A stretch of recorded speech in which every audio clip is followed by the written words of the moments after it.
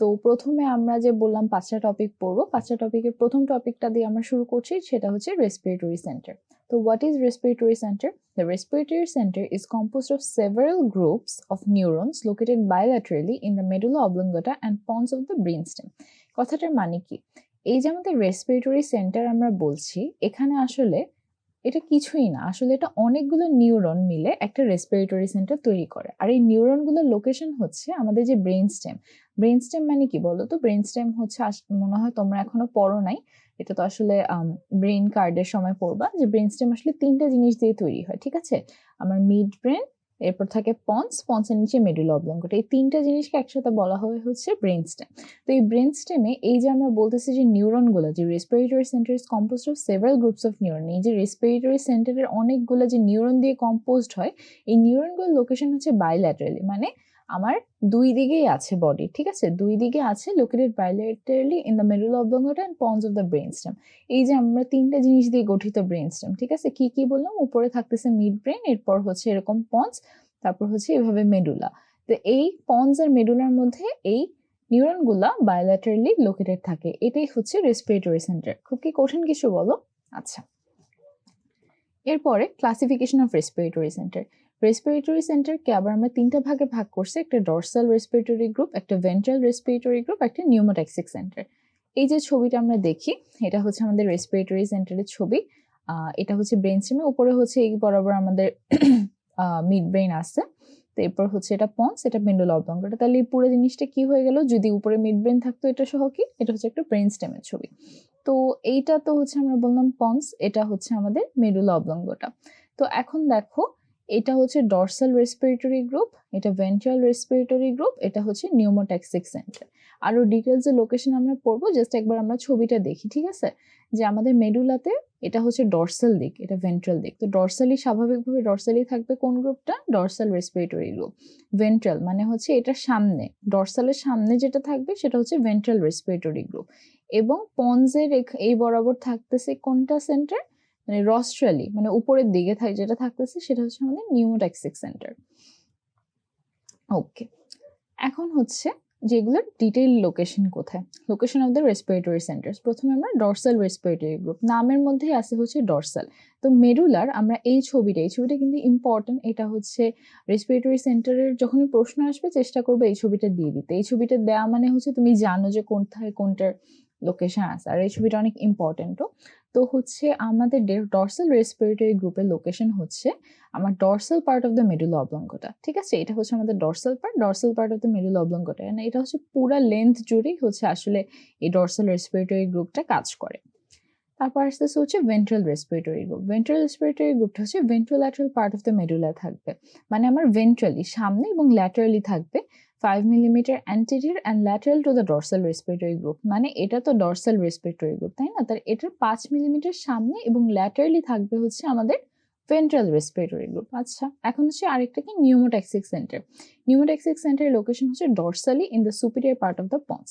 এই যে এটা তো আমাদের পন্স, তাই না? পন্সের সুপিরিয়র পার্ট এটা, আর এটা হচ্ছে আমাদের ডরসালি। ডরসালি লোকেটেড হচ্ছে এই যে আমাদের নিউমোট্যাক্সিক সেন্টারটা।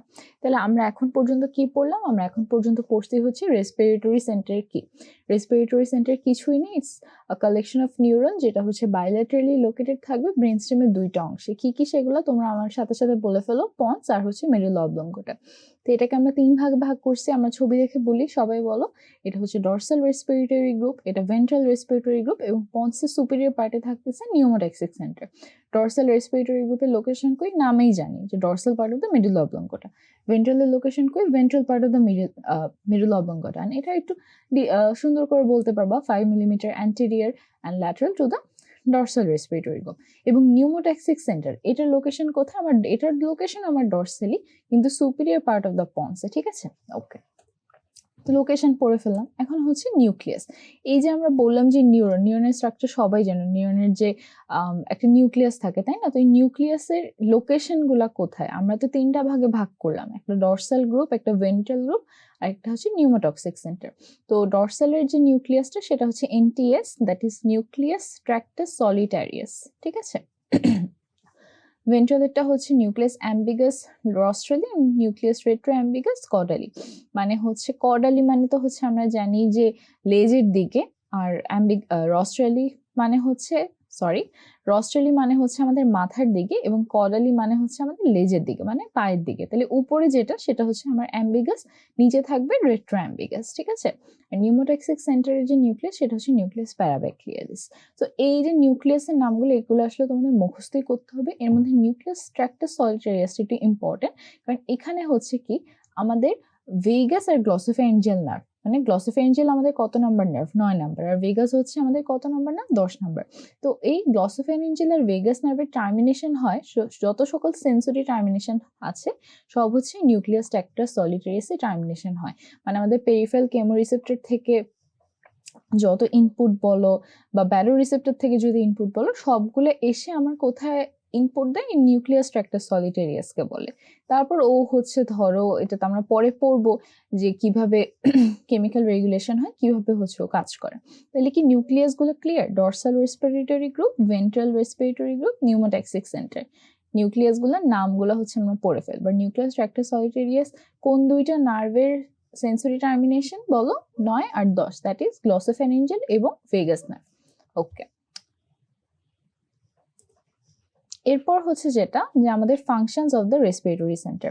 ফাংশন অফ দ্য রেসপিরেটরি সেন্টারও হচ্ছে, আমরা প্রথমে ডরসাল রেসপিরেটরি গ্রুপ দিয়ে শুরু করি। ডরসাল রেসপিরেটরি গ্রুপে হচ্ছে প্রথমে আমাদের বলা হয়েছে মেইনলি কজেস ইন্সপিরেশন, আর হচ্ছে generates the basic rhythm of respiration. কি যে ডরসাল রেসপিরেটরি গ্রুপ আমরা তো 3টা ভাগে ভাগ করলাম, তাই না? এটা ডরসাল, ভেন্ট্রাল, নিউমোট্যাক্সিক।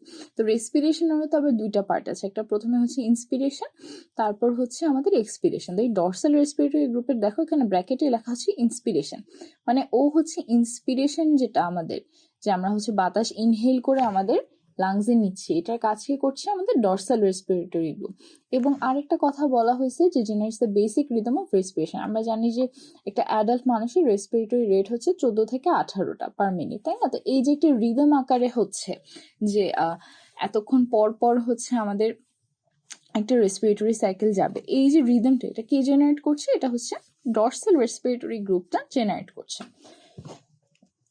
এখন এই যে আমরা জেনারেশনের কথাটা বললাম, বেসিক রিদম, এখন আমাদের যেটা পড়তে হবে সেটা হচ্ছে ইন্সপিরেটরি র্যাম্প সিগন্যাল, ঠিক আছে? এই যে আমাদের কি হয় আসলে যে মানে আমাদের ইন্সপিরেশনের যে মাসেলগুলো, ইন্সপিরেটরি মাসেল, সেগুলো আসলে কারা? ডায়াফ্রাম, ইন্টারকোস্টাল মাসেল, সেগুলো, তাই না? তো এইগুলা যে হচ্ছে আমার কন্ট্রাক্ট করবে, আমরা জানি যে ডায়াফ্রাম হচ্ছে কন্ট্রাক্ট করে এভাবে থেকে একটু নিচে চলে যেতে আমাদের ভার্টিক্যাল যে ডায়ামিটারটা সেটা বাড়ে। আবার ইন্টারকোস্টাল মাসেলগুলো কন্ট্রাক্ট করে কি হয়, আমাদের রিবসগুলোকে এলিভেট করে, তাহলে আমাদের ট্রান্সভার্স যে ডায়ামিটারটা সেটা বাড়ে। এগুলো তো তোমরা সবাই জানো, তাই না?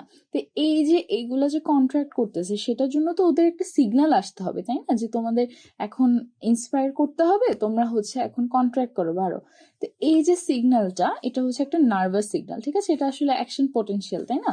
তো এই যে নার্ভাস সিগন্যালটা, that is transmitted to the inspiratory muscle. Inspiratory মাসেলগুলো আসলে কি? আমাদের ডায়াফ্রাম অ্যান্ড মেইনলি যে ইন্টারকোস্টাল মাসেল সেগুলো, তাই না? ওকে, তো এগুলা is not an instantaneous burst of action potentials, মানে এটা হচ্ছে হুট করে হয়ে যাওয়ার কয়েকটা অ্যাকশন পোটেনশিয়াল আমি দিয়ে দিলাম, হুট করে ইন্সপাইরেশন হয়ে গেল, এরপর এক্সপিরেশন হয়ে গেল, এমন কিন্তু না, ঠিক আছে? It's not an instantaneous burst of action potential, rather it begins weakly and increases steadily in a ramp manner for about 2 seconds. মানে কি, এটা কোনো ইনস্ট্যান্টেনিয়াস কোনো ইভেন্ট না, কিন্তু এটা আস্তে করে শুরু হয়, মানে উইক ভাবে শুরু হয়, begins weakly, দুর্বলভাবে শুরু হয়, and increases steadily, আমার উইক ভাবে শুরু হয়, আস্তে করে স্টেডি ভাবে বাড়তে থাকে র্যাম্পের মতো, ঠিক আছে? increases steadily in a ramp manner, কতক্ষণের জন্য? 2 সেকেন্ডসের জন্য, একটা নর্মাল রেসপিরেশনে। Then ceases abruptly for approximately the next 3 seconds, মানে 2 সেকেন্ড হচ্ছে আমার এটা শুরু হলো উইকলি, স্টেডিলি ইনক্রিজ করলো 2 সেকেন্ডের জন্য, কিন্তু 2 সেকেন্ডের পরে 3 সেকেন্ড হলে হঠাৎ করে এটা বন্ধ হয়ে গেল। 3 সেকেন্ড লাগতো, এই বন্ধ হওয়ার সময়টা কতটুকু? 3 সেকেন্ড। যে কারণে কি হবে, এই যে এতক্ষণ আমার অ্যাকশন পোটেনশিয়াল যাচ্ছিল, ঠিক আছে, এই যে উইক ভাবে যে যাচ্ছিল ওইটা হচ্ছে অফ হয়ে যায়।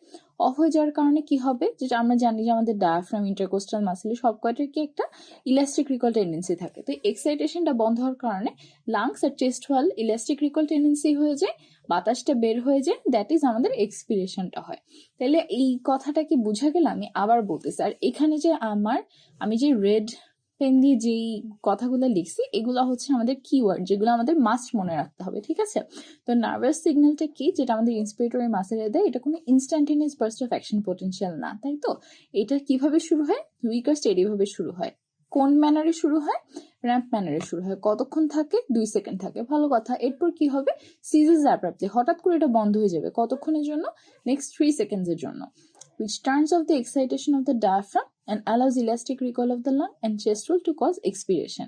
যে 3 সেকেন্ড পরে কি হয়? এটা বন্ধ হয়ে যায়। বন্ধ হয়ে যাওয়ার কারণে ইলাস্টিক রিকল টেন্ডেন্সির কারণে ডায়াফ্রাম এবং ইন্টারকোস্টাল মাসেলগুলো আগের জায়গায় চলে আসে, যেখানে আমাদের এক্সপিরেশনটা হয়। ওকে, তো এই যে ইন্সপিরেটরি র্যাম্প সিগন্যাল আমরা পড়লাম, যেটা হচ্ছে আমাদের আস্তে আস্তে করে শুরু হয় একটা সুন্দর সিস্টেমেটিক ওয়েতে। আমরা জানি যে রেসপিরেশন সময় হচ্ছে আসলে 5 সেকেন্ড, 2 সেকেন্ড ইন্সপিরেশন, 3 সেকেন্ড হচ্ছে এক্সপিরেশন, তাই না? তো এই সুন্দরভাবে এটা করতেছে এটা হচ্ছে ইন্সপিরেটরি র্যাম্প সিগন্যাল। তো ইন্সপিরেটরি র্যাম্প সিগন্যালের ইম্পর্টেন্স কি? কজেস স্টেডি ইনক্রিজ, আস্তে আস্তে ইনক্রিজ করছে in the volume of the lungs during inspiration rather than inspiratory gasp. Gas মানে কি? এভাবে, এটা হচ্ছে একটা গ্যাস। আমরা তো এইভাবে নিঃশ্বাস নেই না, তাই না? কিন্তু খুবই সুন্দরভাবে আস্তে আস্তে করে আমার ইনভলেন্টারিলি, মানে এটা কিন্তু আমাদের কনসিয়াস ভাবেও কিন্তু মানে রেসপিরেশনটা আমাদের হয় না, তাই না? আস্তে করে আমাদের ভলিউমটা বাড়তেছে, এরপর আস্তে করে এটা আমরা ছেড়ে দিচ্ছি, কিন্তু এটা কিন্তু এগুলাকে কি বলে? এটা একটা গ্যাস, এরকম কিন্তু হয় না, তাই না? আচ্ছা, তারপরে কি বললো? Allows for smooth inspiration rather than abrupt inspiration. মানে কি? এই যে প্রথম পয়েন্টে আসলে ঘুরাই ফিরায় রাখা, যে একটা স্মুথ ইন্সপিরেশন হচ্ছে, কোনো তাড়াহুড়ার কোনো ইন্সপিরেশন হচ্ছে না, একটা স্মুথ ইন্সপিরেশন হচ্ছে, কারণ এটা উইক ভাবে শুরু হচ্ছে, স্টেডি ভাবে ইনক্রিজ করতেছে র্যাম্প ম্যানারে, তাই না? তাহলে কি আমার স্টেডি ইনক্রিজ হচ্ছে আর স্মুথ ইন্সপিরেশন হচ্ছে রাদার দ্যান অ্যাব্রাপ্ট ইন্সপিরেশন। এরপর হচ্ছে control of qualities of the inspiratory ramp signal. এখন এই যে ইন্সপিরেটরি র্যাম্প সিগন্যালটা আমরা পড়লাম, এটার আসলে মেইনলি দুইটা কোয়ালিটি হচ্ছে কন্ট্রোল করা যায়, ঠিক আছে?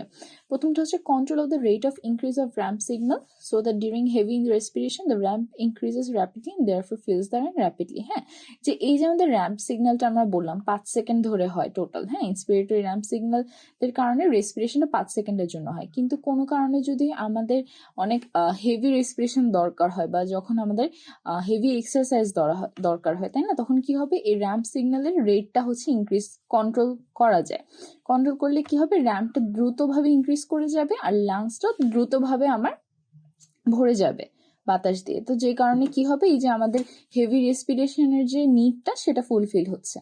আরেকটা কি? Control of the limiting point at which the ramp suddenly সিজেস, which is the usual method for controlling of the rate of respiration. সেটা কি? যে এই যে দেখো 2 সেকেন্ড পর কি হয়? একটা কাট অফ পয়েন্ট থাকে, যেটা আমরা একটু পর নিউমোট্যাক্সিক সেন্টারে পড়বো, যে নিউমোট্যাক্সিক সেন্টারটা ওই কাট অফ পয়েন্ট হিসেবে লিমিটিং পয়েন্টটা হচ্ছে তৈরি করে, যে 2 সেকেন্ড পরে ইলাস্টিক রিকল টেন্ডেন্সিটা হচ্ছে শুরু হয়েছে, যে এই লিমিটিং পয়েন্টটা হচ্ছে কন্ট্রোল করা যায়। যে কারণে কি হবে? যখনই আমার দেখো যে ইন্সপিরেশনটা সাধারণত 2 সেকেন্ড হয়, এক্সপিরেশনটা হয় 3 সেকেন্ড, এই 2 সেকেন্ড কমায় যদি আমি কোনো কারণে 0.5 সেকেন্ডে নিয়ে আসতে পারি, ঠিক আছে, অনেক স্ট্রং একটা স্টিমুলার মাধ্যমে, তখন কি হবে? আমার টোটাল রেসপিরেশনের সময়টুকু কমে আসবে। মানে ইন্সপিরেশন কমা মানেই তো কি? আমার রেসপিরেশনের সময়টুকু কমে আসা। তাহলে কি হবে? আমাদের প্রতি মিনিটে যে রেসপিরেটরি রেট, সেটা অটোমেটিক্যালি বেড়ে যাবে, তাই না? তো এটা কিন্তু কি হলো? আমার রেট অফ রেসপিরেশনটাকে কন্ট্রোল করার একটা মেথড। তাইলে হচ্ছে দুইটা কন্ট্রোল করতে, দুইটা কোয়ালিটি হচ্ছে কন্ট্রোল করা যাচ্ছে। কি? প্রথমে হচ্ছে rate of increase of ramp signal, এটা কন্ট্রোল করতে পারবে হেভি রেসপিরেশনের জন্য, আর লিমিটিং পয়েন্টটা কন্ট্রোল করতে পারবে। আসলে না, তোমার কি কন্ট্রোল করতে পারবে এটা হচ্ছে তোমাকে কখনো ধরবে না, এটা হচ্ছে আসলে তোমার বুঝার জন্য। আর এখান থেকে ইন্সপিরেটরি র্যাম্প সিগন্যালের ডেফিনিশন খুবই ইম্পর্টেন্ট, আর এই যে ইম্পর্টেন্স গুলা, এইগুলাও হচ্ছে খুবই ইম্পর্টেন্ট। আর হচ্ছে আগেরগুলো আমি বলে দিই, রেসপিরেটরি সেন্টারের হচ্ছে যে সংজ্ঞা, তারপর এই যে ক্লাসিফিকেশনটা, নিউক্লিয়াস গুলা, ছবিটা তো মাস্ট, তারপর হচ্ছে